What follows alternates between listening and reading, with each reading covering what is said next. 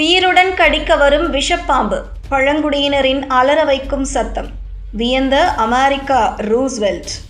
மழையை வேண்டி அமெரிக்காவின் ஹோபி பழங்குடியின மக்கள் உயிருள்ள விஷப்பாம்புகளை வாயில் கவ்விக்கொண்டு டான்ஸ் ஆடுகிறார்களாம். இப்படி ஒரு விசித்திரமான வழிபாட்டு முறைக்கு பாம்பு நடனம் என்று பெயர். 1913 அமெரிக்க முன்னாள் அதிபர் தியோடோர் ரூஸ்வெல்ட் இந்த நடனத்தை நேரில் கண்டு வியந்து பாராட்டியும் உள்ளார். இதை பற்றின செய்திதான் இணையத்தில் மீண்டும் வைரலாகி கொண்டிருக்கிறது. அமெரிக்காவின் அரிசோனா மாகாணத்தில் உள்ள பாலைவன பகுதியில் வாழும் பழங்குடியின மக்கள்தான் ஹோபி பழங்குடியின மக்கள் என்றாலே வித்தியாசமான சடங்குகளை செய்யக்கூடியவர்கள். அப்படித்தான் ஹோபி மக்களும். பாம்பு நடனம் ஆடுவது அவர்களின் புனித சடங்குகளில் ஒன்றாகும். ஒவ்வொரு வருடமும் ஆகஸ்ட் மாத இறுதியில் இந்த சடங்கு நடத்தப்படும். இந்த சடங்கு எதற்காக தெரியுமா? சுற்றியுள்ள பகுதிகள் எல்லாம் வறண்டு போய் தங்களின் வாழ்வாதாரமே கேள்விக்குறியாகும் போது மழை வேண்டி இயற்கையிடம் தூது அனுப்பும் ஒரு ஆன்மீக வழியாகவே ஹோபி மக்கள் இந்த பாம்பு டான்ஸை நடத்துகிறார்கள். இவர்களின் நம்பிக்கையின்படி பாம்புகள் என்பவை இவர்களின் மூதாதையர்கள் மற்றும் இயற்கையின் தூதுவர்கள்.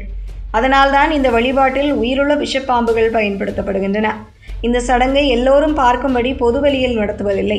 இதற்காகவே பாம்பு பிரிவு, ஆன்டிலோப் பிரிவு என்ற 2 பழங்குடி அமைப்பைச் சேர்ந்த ஆண்கள் ஒன்று கூடுகிறார்கள்.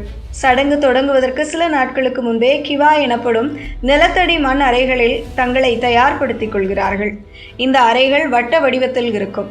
இதற்காகவே அந்த இளைஞர்கள் பாலைவனத்திற்குள் சென்று பல வகையான பாம்புகளை பிடித்து வந்து மைதானத்தின் நடுவே உள்ள கிசி எனப்படும் பருத்தி மர கூடாரத்திற்குள் அடைத்து வைக்கிறார்கள். இறுதியாக பொதுமக்கள் பார்க்கும் வகையில் சடங்குகள் நடக்கும். அப்போது இந்த நடன கலைஞர்களின் தோற்றமே பார்ப்பதற்கு விசித்திரமாக இருக்குமா.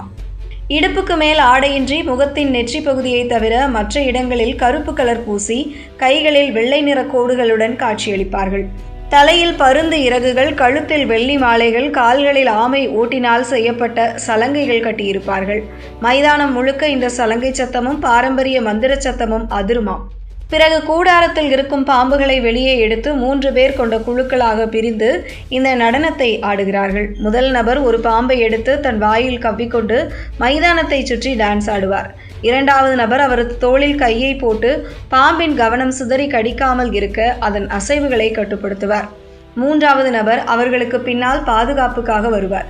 இப்படி ஒவ்வொரு பாம்பாக வாயில் கவ்விக்கொண்டு இவர்கள் ஆடும்போது சுற்றி நிற்கும் மக்கள் அவர்கள் மீது சோள மாவை தூவி வழிபடுகிறார்களாம். நடனத்தின் கடைசியில் இந்த பாம்புகள் அனைத்து திசைக்கு ஒன்றாக 4 திசைகளிலும் அவிழ்த்து விடப்படுகின்றன. இந்த பாம்புகள் நேராக சென்று இயற்கையின் சக்திகளிடம் தங்களின் மழைக்கான கோரிக்கையை சேர்க்கும் என்பது இவர்களின் அசைக்க முடியாத நம்பிக்கையாகும்.